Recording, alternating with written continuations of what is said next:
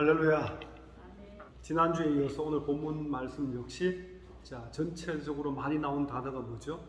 사랑이지 않습니까? 지난주 본문에서는 사랑이 14번 나왔었고요. 오늘은 더 짧은 본문인데 15번이 이 사랑이라는 단어가 반복되고 있습니다. 그래서 이 요한 1서 이 4장을 가리켰어요. 우리가 사랑장 하면은 우리가 다 아시죠? 고린도 전서 13장이지 않습니까? 근데 이 요한 1서 4장을 가리켜서 제2의 사랑장이다, 그렇게 닉네임을 붙이기도 합니다. 그만큼 사랑에 대한 아주 강조하는 그러한 이 말씀이기 때문에 그렇습니다. 자, 오늘 본문 역시요, 기독교의 본질인 이 사랑에 대해서 말씀하고 있는데요, 특별히 오늘은요, 두려움을 이기는 그런 사랑이라는 제목으로 한번 말씀을 나누고자 합니다. 두려움을 이기는 사랑. 여러분, 사도 요한이요, 본문에서 계속해서 강조하고 있는 것은요, 하나님은 사랑이시다, 이 말씀입니다. 하나님은 사랑이시다. 다시 말하면 사랑이 바로 하나님의 본질 가운데 하나다, 그 말씀이거든요. 그래서 우리가 진정한 믿음의 삶을 살기 위해서는요, 뭐 다른 그 어떤 것보다 하나님의 이 최고 본질인 이 사랑을 언제나 우리 안에 간직하고 있어야 된다는 것입니다. 본문 18절 말씀에도 보면요, 사랑 안에 거하는 자는 하나님 안에 거하고 하나님도 그의 안에 거하느니라, 그렇게 말씀하지 않습니까? 지난주에 말씀드렸지만요, 하나님이 내 안에 거하시고 내가 하나님 안에 거하는 성도와 하나님과의 이 서로 유기적으로 연결된 내주하심의 사랑이라고 그러죠. 이 사랑은요, 성령의 역사를 통해서 이루어진다고 얘기합니다. 13절에서. 또 예수 그리스도 하나님의 아들이심을 믿고 고백할 때 성취된다. 15절에서는 그렇게 말씀합니다. 근데 이런 과정을 거친 후에 저절로 나타나게 되는 이 현상이 있는데요, 그것은 바로 하나님의 본질인 그 사랑이 믿음의 성도의 삶 속에서 나타나게 되더라는 것이죠. 무슨 말인지 이해가 되십니까? 하나님과 유기적으로 연결되어 있고 하나님이 나를 사랑하시고 내가 하나님을 사랑하시는 그 내주하심의 은혜가 있으면은 나도 모르게 저절로 우리의 삶 속에서 내가 받은 그 하나님의 사랑을 표현하게 된다는 것이죠. 내가 사랑해야지 마음 먹고 하는 것이 아니라 나도 모르게 저절로 나온다는 것입니다. 만약 어떤 성도가요, 성령의 역사를 통해서 나는 하나님과 동행하는 믿음의 삶을 살고 있어, 그런 생각이 들었어요. 근데 정작 이 자신의 삶 속에서 예수의 사랑이 별로 안 나타난다, 그럼 결국 그것은요, 착각입니다. 나의 착각이라는 것이죠. 내가 진정한 믿음의 성도라고 생각하고 있지만 그 생각이 틀렸다는 것이죠. 계속해서 본문 17절 말씀 보시면은요, 사랑이 우리에게 온전히 이루어진 것은 우리로 심판날에 담대함을 가지게 하려 함이라, 그렇게 말씀합니다. 여러분, 하나님의 사랑이 우리 안에 온전히 이루어지게 된다, 이 말은요, 하나님에 대한 우리의 사랑과 또 우리에 대한 하나님의 사랑, 이 두 가지 다를 의미합니다. 하나님의 사랑이 우리 안에 온전히 이루어지게 된다, 이것은 양방통행이라는 것이죠. 하나님에 대한 우리의 사랑, 또 우리에 대한 하나님의 사랑, 이 두 가지를 다 포함하고 있는 것이라는 것입니다. 다시 말하면 하나님 우리를 사랑하시고요, 또 우리가 하나님을 사랑한다면 우리가 심판날에 담대함을 가지게 된다, 이 말씀입니다. 이 담대함이라는 단어는요, 헬라어로 이 파르레시안이라는 단어인데요, 이건 역시 두 가지 뜻을 가지고 있습니다. 한 가지 뜻은 이 온전히 성취된 그 사랑과 연결되었어요, 순종이라는 의미가 있고요, 또 한 가지 의미는요, 믿음의 결과라는 의미를 가지고 있습니다. 이 담대한 의미는요, 원어적으로 순종과 믿음의 결과, 이 두 가지를 다 가지고 있는 의미입니다. 다시 말하면 본문에서 말하는 담대함은요, 순종함을 통하여서 그 순종이 믿음의 결과로 나타날 때 담대함이다, 그렇게 말하는 것이죠. 여러분, 뭐 쥐뿔도 가진 게 없는 사람이 막 담대한 사람이 있습니다. 근데 가만히 보면은 뭐 꼭 그런 건 아니지만 예수 믿는 사람이 그런 특징을 가지고 있습니다. 뭐 세상에서 뭐 어떤 이 존경받을 만한 위치에 있는 것도 아니고, 뭐 권력이 있는 것도 아니고, 그렇다고 뭐 돈이 많은 것도 아니고, 가만히 보면 아무것도 없는 것 같은데 너무 당당하고요, 자신만만하고 너무 담대한 그런 삶을 살아가는 것이 우리 예수 믿는 사람들의 특징이라는 것이죠. 여러분 바꿔 한번 생각해 보십시오. 만약에 예수 믿는 믿음의 성도가 전혀 그런 삶을 살지 못한다. 뭔가 쥐구멍이라 들어가고 싶고 비굴하고 그냥 뭐 비겁한 느낌이 들고, 물론 성격적으로 아주 샤이해서 내성적인 그런 걸 얘기하는 게 아니고요. 뭔가 자신만만하지 못하고 뭔가 좀 이렇게 거리끼는 것이 있고, 이렇다면은 그분의 믿음이 하나님 앞에 온전히 서 있는지 점검해 봐야만 된다는 것이죠. 하나님의 사랑이 내 안에 있고 내가 하나님을 사랑한다면은 우리는 어떤 상황 가운데서도 담대할 수 있다는 것이죠. 용기라고 하는 것은요, 뭐 겁이 없다 이런 뜻이 아닙니다. 하나님이 나와 함께하기 때문에 세상의 어떤 고난도 어떤 핍박도 이길 수 있는 힘이 내 안에 생기는 것, 그게 용기입니다. 사람이 바라볼 때는 전혀 비실비실하고 용기가 없는 것처럼 보여도 하나님이 나와 동행하기 때문에 나는 담대할 수 있다는 것이죠. 사도 요한이 말하는 담대함은 바로 이런 담대함을 의미합니다. 그리고 하나님에 대한 우리의 사랑과 우리에 대한 하나님의 사랑이 함께 어우러져서 온전하게 되면은 마지막 심판날에 두려워하지 않고 담대할 수 있는 영적 파워를 가지게 된다, 이 말씀을 하고 있습니다. 그 과정 가운데 반드시 있어야 할 것은요, 하나님의 말씀에 대한 절대적인 순종입니다. 여러분, 믿음이라고 하는 것은요, 항상 같이 가는 게 있습니다. 그 중에 하나가 바로 순종이라는 것이죠.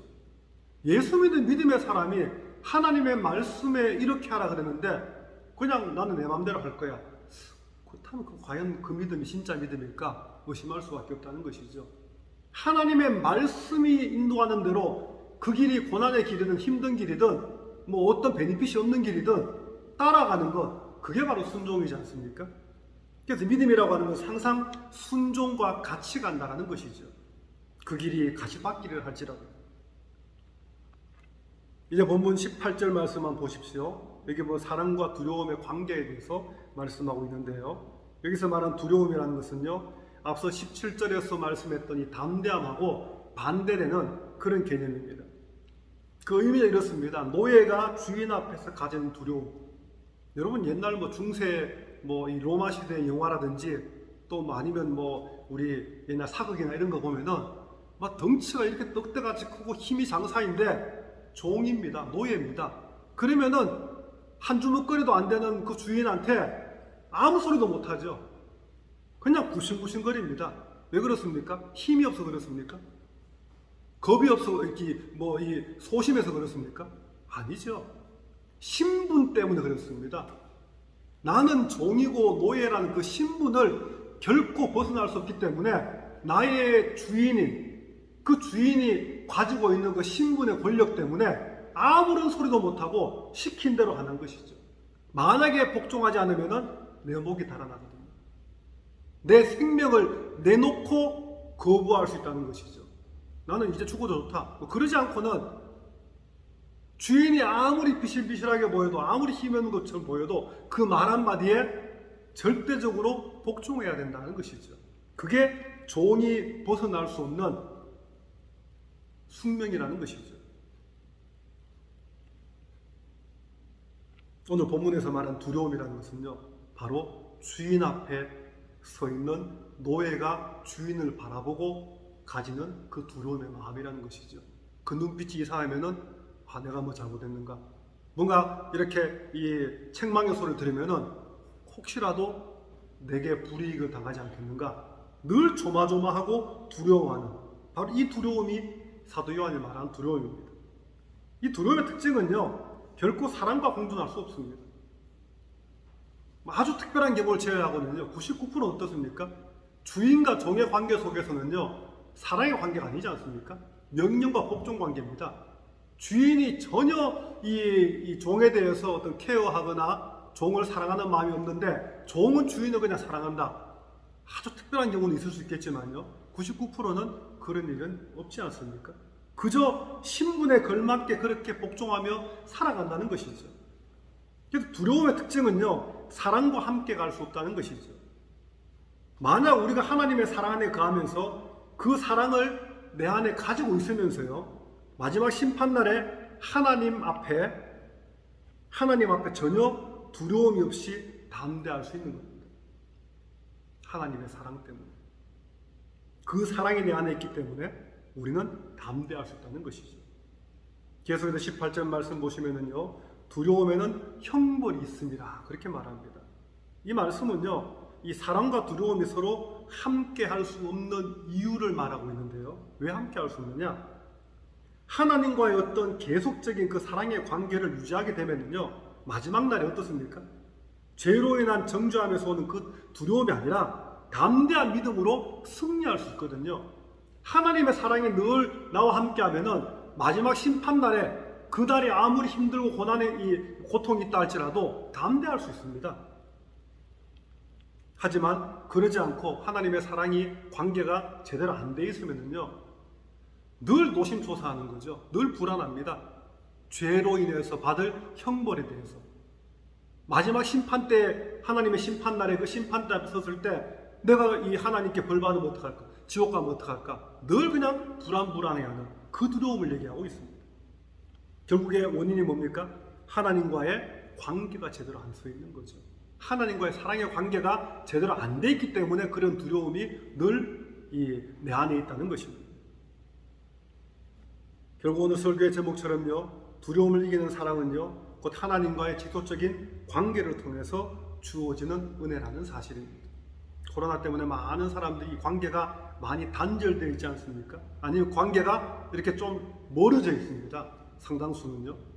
그래서 이제는 그 멀어진 관계를 좀 더 좁혀야 되고, 끊어진 관계를 어떤 걸 통해서든지 이어가야 된다는 것이죠. 하나님과 우리의 관계는요, 세상 그 어떤 것으로도 끊을 수 없는 관계입니다. 외부 환경 때문에 여러 가지 피치 못할 상황 때문에 잠시 끊어져 있는 것처럼 보이지만은 실제로는 끊어져 있는 것이 아니라는 것이죠. 여러분 손 잡는 거 아십니까? 우리는 악수할 때 이렇게 잡지 않습니까? 근데 하나님이 우리를 잡는 것은 이렇게 잡는다는 거죠. 내가 손을 놓아도 어떻습니까? 하나님은 잡고 있다는 것이죠.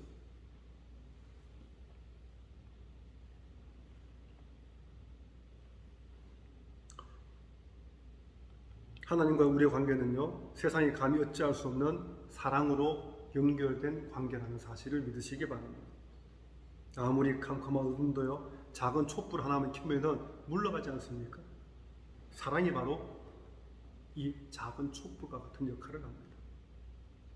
만약 누구든지요, 담대함 없이 두려움에 사로잡힌다면요, 결국 그 인생은 하나님의 사랑을 온전히 소유하지 못한 증거라는 것이죠.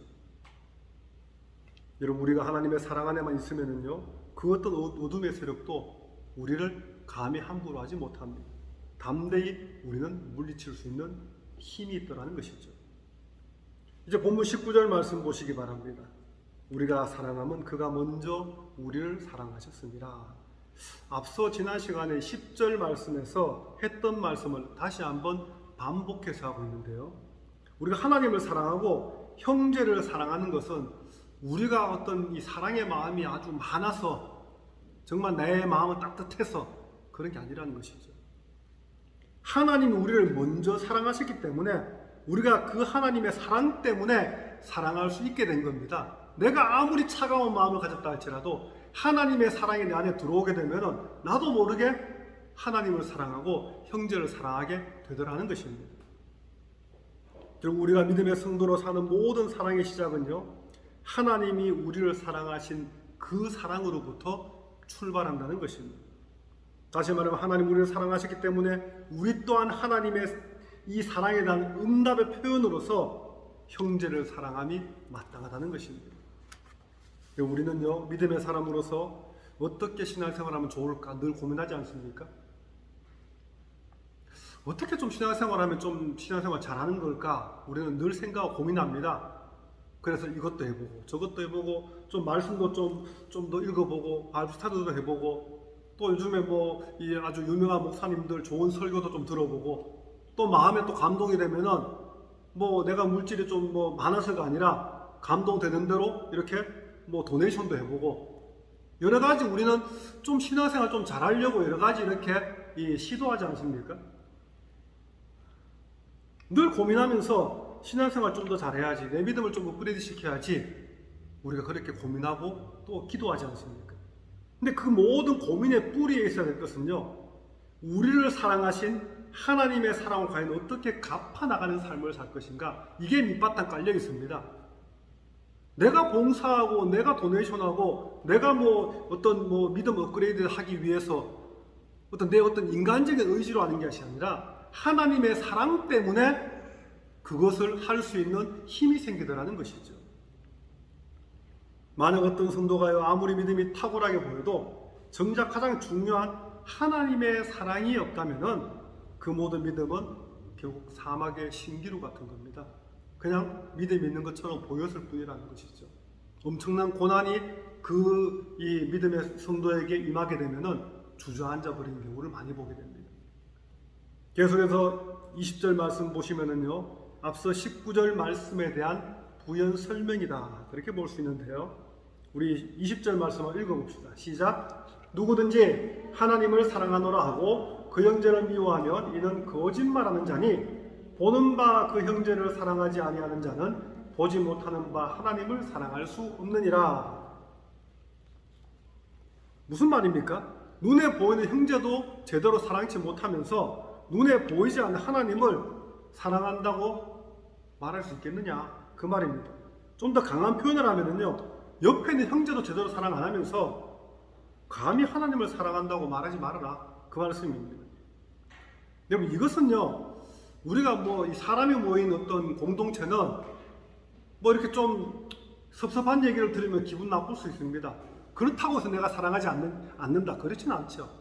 부부 간에도, 부모 자식 간에도 좀 기분 나쁜 얘기 들을 때 기분 나쁘죠. 섭섭한 얘기 들을 때 섭섭합니다. 내 마음 알아주지 못할 때 좀 속상합니다. 그걸 가지고 내가 사랑하지 않는가 보다, 그렇지, 그건 아니에요. 사람이 모인 자리에서는요, 섭섭한 마음이 들기도 하고 속상한 마음이 들기도 하고 기분 나쁜 생각이 들기도 합니다. 물론 항상 그렇게 해서 안 되겠지만요, 그게 일반적인 감정을 가진 우리의 모습이에요. 그것하고 내가 사랑하느냐 사랑하지 않느냐하고는 똑같지 않다는 것이죠. 아무리 친절하고 아무리 나이스해도 사랑하지 않을 수 있고요, 좀 때로는 틱틱거리고 컴플레인하고 섭섭한 얘기하고 기분 나쁜 얘기 하더라도 정말 그 마음 속에는 사랑의 마음이 있을 수도 있다는 것이죠. 겉으로 드러나는 모습하고 사랑이 충만하냐 안 하냐를 판단할 수 없다는 것입니다. 그래서 우리의 감정과 오늘 사도 요한이 말하는 그 사랑이 똑같이 안 가는 경우도 있더라는 것이죠.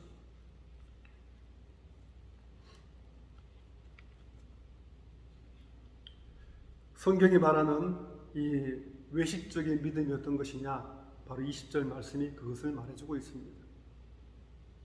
보통 보면 일본 사람들이 약간 그런 경향이 있지 않습니까? 그 사람 나쁘게 표현해서가 아니라 겉으로 볼 때 정말 나이스한 친절한데 가만히 보면은 마음에 전혀 없이 친절한 경우 있지 않습니까? 그냥 습관적으로 친절한 거예요. 습관적으로 웃는 거예요. 우리 한국 사람들은 좀 반대입니다. 속에는 괜찮은데 괜히 겉으로 그냥 퉁명스럽게 말하고 이런 스타일이죠. 표현을 한다면요. 여러분, 성경은 바리새인들의 특징이 뭡니까? 외식적인 믿음의 사람들이었죠. 대표적으로요. 바리새인들은요, 수많은 사람들이 지나다니는 아주 길 한복판에, 사거리 한복판에 가가지고 거기 가서 자신의 어떤 믿음의 의의를 드러냈습니다. 한 3일쯤 금식하고는, 사람이 3일쯤 금식하고 머리도 안 감고 세수도 안 하면 어떻게 됩니까? 이도 안 닦고 씻지도 않고, 그 딱 보면은 사람이 좀 꾀죄죄하지 않습니까? 정상으로 보이지 않습니다. 바리새인들이 그런 모습을 하고 사람들이 가장 많이 다니는 길 한복판에 두 손을 들고 그렇게 기도하고 있는 거죠. 나는 이런 믿음의 사람이야. 너희들하고는 달라. 나는 이렇게 금식하고 내 몸도 돌보지 않고 이렇게 기도하는 그런 믿음의 사람이야. 그거 알아줘. 이게 바리새인들의 모습이었거든요. 이게 외식적인 믿음이었습니다. 근데 정말 그 안에도, 그 속에도 똑같은 그런 마음이 있었느냐? 아닌 경우가 대부분이었다는 것이죠. 결국 뭡니까? 나 알아달라는 거죠. 자신을 드러내는 거죠. 자신을 알아주지 않으면은, 내 믿음을 인정받지 못하면은 막 화가 나는 거죠. 어떻게 저 사람들이 내 믿음을 인정하지 않는가? 이게 바로 외식적인 믿음이라는 것이죠. 제발 나 좀 봐달라는 것이죠. 나는 기도하고 금식하고 있으니까 너희들하고는 다른 부류의 믿음의 이 레벨이니까 그거 인정하라는 거죠. 결국 뭡니까?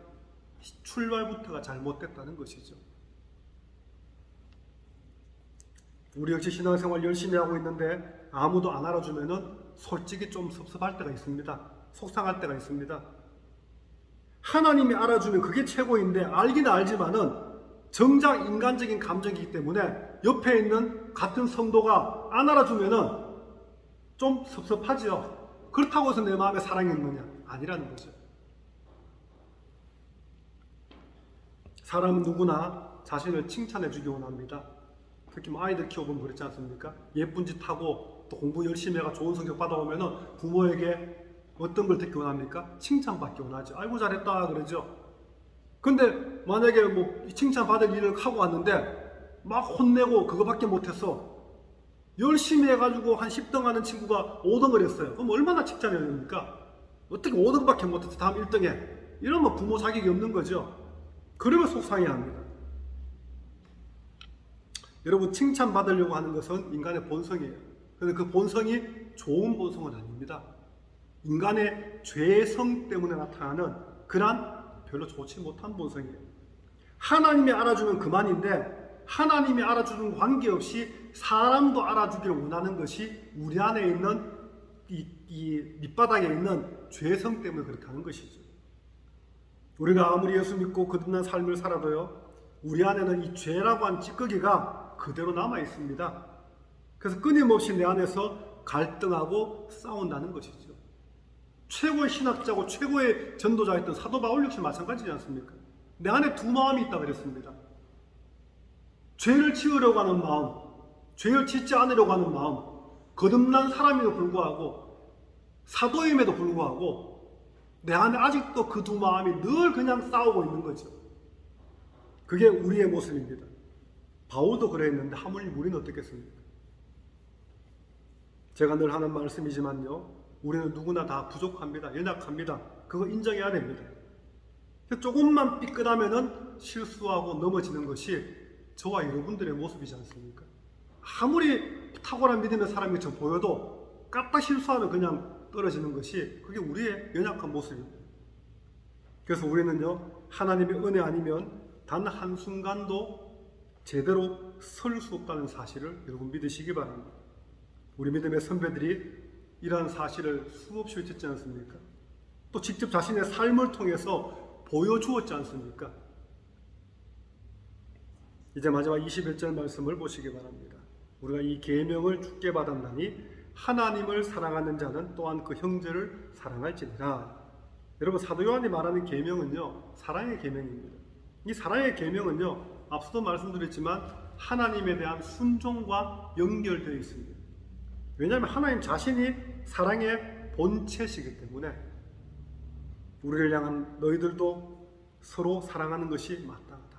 내가 사랑 그 자체니까 너희들도 나의 자녀라면은 서로 사랑하는 것이 당연한 것이다. 그 말씀을 하고 있습니다. 여러분, 하나님 사랑과 형제 사랑은요, 분리될 수 있는 서로 다른 것이 아닙니다. 결국에 하나예요. 사랑의 계명 그러면은요, 이게 하나님만 사랑하는 그게 아닙니다. 하나님 사랑과 형제 사랑이 같이 있는 것이 사랑의 계명이라는 것이죠. 그래서 하나님을 사랑하는 사람은요, 당연히 옆에 있는 형제도 사랑해야 된다는 것입니다. 그 형제가 내가 좋아하는 형제일 수도 있고 싫어하는 형제일 수도 있고 내 가슴에 못을 박는 형제일 수도 있고 아주 나에게 도움되는 형제일 수도 있습니다. 어떻든지 간에 내 옆에 있는 형제는 사랑의 대상이라는 것이죠. 여러분, 사도 요한은요, 하나님을 사랑하면서 반대로 형제는 사랑하지 않는다는 것은 불가능하다, 그렇게 말합니다. 이것은 초대교회 당시에도 그랬고요, 21세기 교회 지금에도 마찬가지입니다. 이런 어떤 외식적인 믿음, 그런 믿음을 가진 사람들이 과거에도 있었고 지금도 있고요, 앞으로도 있을 것입니다. 한마디로 회칠한 무덤과 같은 사람들이었습니다. 겉으로 볼 때는 무덤에 하얀 횟가루를 칠하니까 얼마나 하얗게 보입니까? 하지만 그 무덤 속에는 썩어가는 시체가 있다는 것이죠. 오늘날 교회 안에서 시험에 드는 성도들을 볼 때가 많이 있지 않습니까? 물론 여러 가지 이유가 있습니다. 시험에 드는 이유가. 근데 그 중에 큰 이유 중에 하나는요, 말과 행동이 다른 어떤 외식적인 그러한 신앙생활하는 것을 볼 때입니다. 나보다 믿음이 더 좋은 것처럼 보였던, 아주 나보다 레벨이 다른 그런 믿음의 사람인 것처럼 보였던 그러한 교회 리더가 가만히 보니까 그게 아닌 거예요. 내가 평소에 존경했던 목사님이 가만히 보니까 그게 아닌 거예요. 내가 속았구나. 그럴 때 상처를 받게 되고 시험에 빠지게 된다는 것이죠. 때로는요, 교회 안에 결코 일어나서는 안 되는 어떤 이 심각한 범죄가 일어날 때 다 좋은 줄 알았는데 가만히 보니까 그 속에 썩어 문드러지고 막 그냥 사회에서조차도 일어날 수 없는, 나서는 안 되는 그런 죄가 교회 안에 막 있는 것이 이게 보여질 때, 그럴 때 많은 성도들이 상처를 받습니다. 그리고는 교회를 떠나기도 하고, 심한 경우는 아예 신앙생활 자체를 그냥 중단시켜 버리기도 하더라는 것이죠. 여러분, 이런 일이 자꾸 일어난다는 것은요, 결국 하나님을 제대로 사랑하지 못하기 때문에 그렇습니다. 자신이 하나님을 사랑한다고 믿고 있지만 정작 가까운 형제를 제대로 사랑하지 않기 때문입니다. 이거는요, 스스로 하나님을 사랑하고 있다고 착각하는 것입니다. 나는 하나님 사랑해. 한데 가만히 보면은 진짜 그런 게 아니거든요. 내 착각인 경우도 많더라는 것입니다. 자기 자신에게 속고 있는 것입니다. 우리가 하나님을 진정으로 사랑하고 있다면요, 당연히 가까이 있는 형제 또한 사랑할 수밖에 없기 때문에 그렇습니다. 물론 사랑의 방법은 다 다릅니다. 오늘 말씀을 정리해야 합니다. 여러분, 우리 인생은요, 죄로 인한 이 정죄함에서 오는 그 두려움을 늘 가지고 있습니다. 그래서 언제 어디서 무엇을 하든지 늘 죄 때문에 넘어지지 않을까, 그렇게 두려움 가운데 있다는 것이죠. 조금만 삐끗하면 넘어집니다. 우리는 너나 할 것 없이 유리구슬 같은, 때론 질그릇 같은 깨어지기 쉬운 지극히 연약한 존재라는 사실을 인정하시기 바랍니다. 그래서 우리는요, 날마다 하나님 도와주세요. 기도하지 않고는 하나님의 은혜가 아니고서는 단 한순간도 살 수 없는 그런 약한 존재가 바로 우리 인생이라는 것입니다. 하지만 그래도 우리에게 소망이 있는 것은요, 이 하나님과의 이 사랑의 연결고리가 끊어지지 않고 연결만 되어 있으면은, 그래서 하나님의 사랑이 늘 내 안에 있으면은 우리는 그 어떤 죄로 인한 두려움도 기꺼이 이길 수 있다는 사실을 믿으시기 바랍니다. 그 어떤 세상 두려움도 이길 수 있는 그 사랑, 세상 그 어떤 고난과 어려움도요, 뚫고 나갈 수 있는 그 하나님의 사랑, 저와 여러분 가운데 이 하나님의 사랑이 흘러 넘치기를 주님의 이름으로 축원합니다.